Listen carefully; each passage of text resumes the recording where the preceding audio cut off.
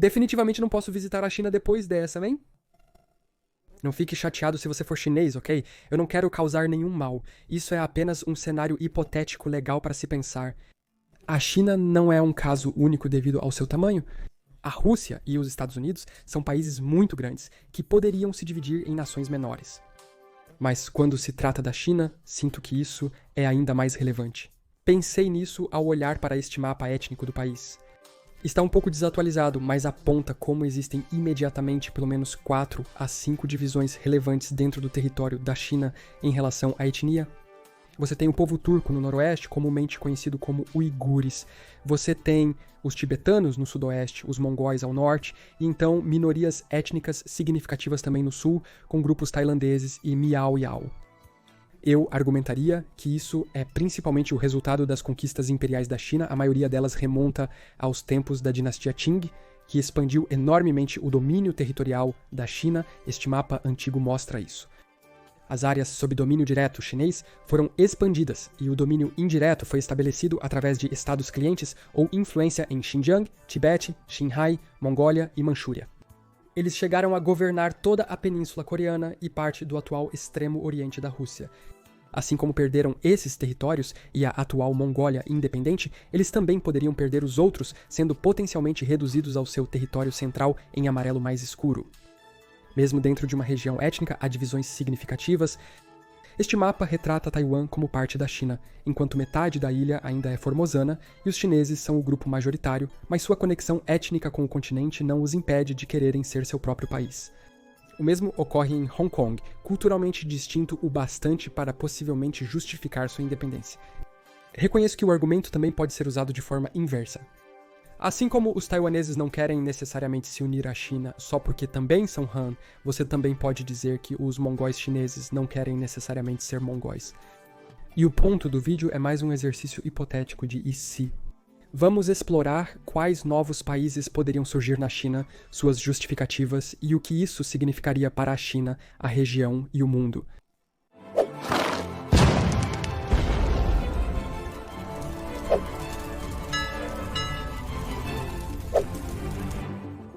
Acho que a melhor maneira de abordar isso é ir de região em região, entender onde elas estão, quem são as pessoas nativas lá, como o território passou a estar sob controle chinês e se faria sentido ou não para eles serem independentes. Vamos dar uma olhada em 7 possíveis países: Uiguristão, Tibete, uma Mongólia expandida, Hong Kong e Macau independentes, um Taiwan totalmente soberano e até uma possível divisão entre a China Han, a China do Sul e até a Manchúria. Xinjiang, Tibete, Mongólia e Guangxi no sul já são regiões autônomas, então estão a meio caminho de se tornarem países. Começando com Uiguristão, também conhecido como Xinjiang, que foi conquistado cedo pelos chineses. A dinastia Han assumiu o controle por volta do 2º século a.C. e foi uma raiz chave da antiga Rota da Seda, mas logo perderam o controle para os uigures locais. Os chineses retornaram em 1759, afirmando domínio sobre os povos Oirat, Mongol e Dungar, muitos dos quais eram e ainda são muçulmanos. Com a queda da dinastia Qing para a Primeira República Chinesa, a região ficou muito instável. Houve tentativas de estados independentes de curta duração, como a República do Turquestão Oriental em 1933 e 1944. A República da China manteve o controle, mas lutou muito com rebeliões. O Exército da República Popular da China retomou o território após a Guerra Civil Chinesa em 1949, através de negociações e ameaças militares. Hoje, muitos argumentam que eles os mantêm subjugados sob repressão e perseguição, tentando eliminar à força sua identidade cultural. Eles são agora conhecidos como a Região Autônoma Uigur de Xinjiang. Eles são a 8ª maior subdivisão de país do mundo, com cerca de 25 milhões de habitantes. Com 1,6 milhões de quilômetros quadrados, seria o 18º maior país do mundo se fosse independente. Algumas pessoas ainda chamam a região de Turquestão Oriental, conectando-a aos outros países turcos da Ásia Central e alegam que deveriam estar alinhados. Possui abundantes reservas de petróleo e minerais, então provavelmente se sairia bem por conta própria.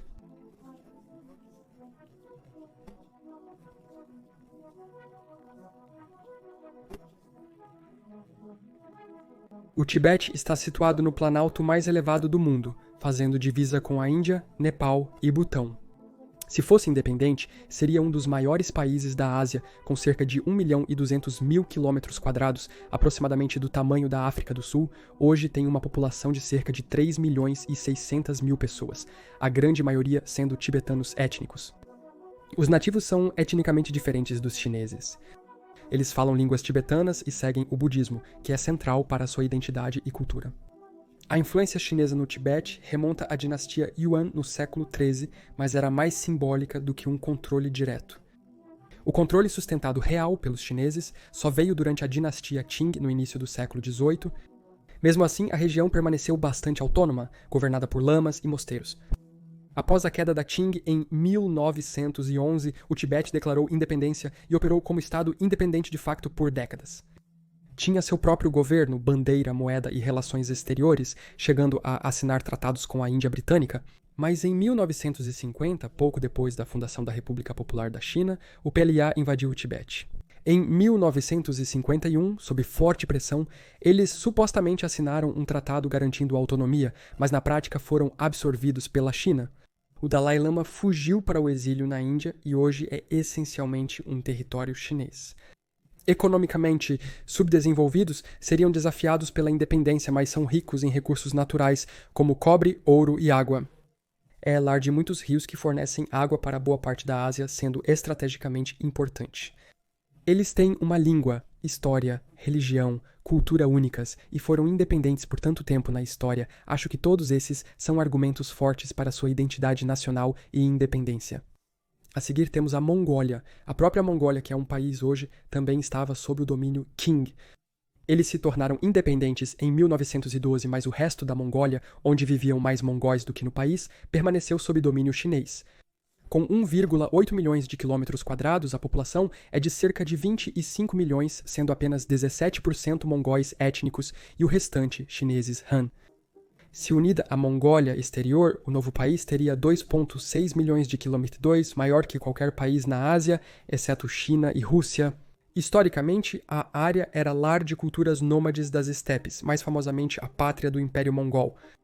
Após a fragmentação do Império, as regiões mongóis foram influenciadas por vários poderes, incluindo as dinastias Yuan e Qing, a República da China e a República Popular em 1949. Hoje, a Mongólia Interior é uma região autônoma, mas como o Tibete e Xinjiang, a autonomia é rigidamente controlada. Sua língua tem sido cada vez mais substituída pelo mandarim nas escolas e a região tem visto protestos contra essa erradicação cultural. A região é rica em carvão, minerais de terras raras e pastagens. Combinada com os recursos e potencial de mineração da Mongólia, um Estado mongol unido poderia ser economicamente autossuficiente. Muitos mongóis ainda sentem uma conexão cultural e étnica através das fronteiras atuais. Uma reunificação realizaria sonhos pan-mongóis de longa data, revivendo uma identidade que antecede o controle chinês moderno. Movendo-nos para o sul, vamos analisar um exemplo bem menor, Hong Kong e Macau, que só voltaram a ser chineses no fim do século XX após serem controlados pela Grã-Bretanha e Portugal. Não defendo o retorno do controle colonial, seria insano. Porém, esses longos períodos de domínio europeu criaram identidades locais únicas e um desejo por uma democracia mais direta, contrastando com o regime chinês. Hong Kong teve vários protestos pró-democracia alguns anos atrás. Se formassem um estado-cidade independente conjunto, teriam uma população de 8 milhões e meio de pessoas, com uma área de pouco mais de 3.000 km². É pequeno, mas densamente povoado e economicamente muito poderoso. Hong Kong foi cedida à Grã-Bretanha em 1842 após a Primeira Guerra do Ópio. Macau foi colonizada pelos portugueses ainda mais cedo, no século XVI. Em 1997 e 99, eles foram devolvidos à China sob o princípio de um país, dois sistemas, que deveria garantir autonomia política e econômica por 50 anos. No entanto, nas últimas 2 décadas, a China tem erodido cada vez mais suas liberdades. Ambas as cidades têm sistemas legais, moedas e identidades culturais próprios, com conexões com as heranças inglesa e portuguesa. Como cidades-estados autônomas, poderiam seguir os exemplos de locais como Singapura. Nas proximidades está um país que já é, de fato, independente, Taiwan. Apesar disso, a China continental continua a reivindicá-lo. É uma continuação do conflito interno. Taiwan também reivindica toda a China continental, o que é loucura. Uma balcanização de todo o continente provavelmente removeria essas disputas territoriais e Taiwan seria permitido existir sem a constante ameaça de anexação chinesa. E finalmente nos restou a própria China. As áreas que já estavam sob controle direto dos chineses na época da dinastia Qing, além da Manchúria, que na verdade era de onde a dinastia vinha, eu acho. A Manchúria exemplifica como a China sempre foi um país com várias nações dentro de si. A bandeira da Primeira República era um estandarte de 5 raças unidas, cada faixa simbolizando uma delas. Vermelho para os Han, amarelo para os Manchu, azul para os mongóis, branco para os muçulmanos e preto para os tibetanos. Isso também poderia justificar a independência da Manchúria? Afinal, entre 1932 e 45, eles existiram como sua própria entidade, apesar de serem um fantoche imperial japonês. Mas hoje o povo manchu não é tão significativo. Os Han compõem 91% da população e há mais uigurs, Hui e Miao do que pessoas manchu. Mas falando dos Hui e Miao, também poderíamos fazer um argumento mais frouxo para uma separação entre a China Central e o Sul. As línguas dominantes lá embaixo não são o mandarim, mas o cantonês, Hakka, Minnan e outros dialetos do Sul. A identidade cultural é distinta e historicamente menos ligada ao poder de Pequim. Historicamente, o sul da China foi integrado à civilização chinesa relativamente tarde, durante a dinastia Han, resistindo à dominação do norte e até formando reinos separados durante períodos de fragmentação, como o Ming do Sul ou o reino de Nanyue. As pessoas da região se veem como culturalmente distintas dos Han chineses do norte em termos de comida, dialeto, costumes e valores. É realmente bastante interessante, se você mora em um país ocidental, descobrir de onde vem o seu restaurante chinês local, porque a comida que eles preparam geralmente está conectada à região de onde eles vêm e pode ser bastante diferente entre eles mesmos. Pode-se argumentar a favor de uma China do Sul mais descentralizada ou independente que reflita essas características regionais distintas, mas isso é ainda mais improvável do que os outros cenários já improváveis. Então é assim que a China poderia se dividir em 6, 7 até 8 novos países separados. O que você acha disso? Isso faz algum sentido para você? E se faz, você acha que é possível que isso aconteça algum dia? Deixe-me saber nos comentários. Muito obrigado aos meus patronos por seu apoio direto no Patreon todos os meses. Se você quiser nos apoiar lá, certifique-se de se juntar. Você tem acesso antecipado aos vídeos e às vezes alguns bônus extras também, além do seu nome aqui nos créditos do vídeo. Se não, tudo bem. Obrigado por assistir. Até a próxima com mais conhecimentos gerais.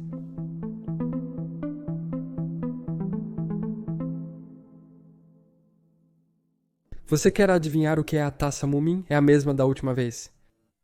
Porque estou gravando ambos os vídeos seguidos, também estou usando as mesmas roupas, porque vamos para a Noruega em algumas semanas e não posso fazer os vídeos lá, então estou apenas fazendo tudo com antecedência, 2 ou 3 vídeos,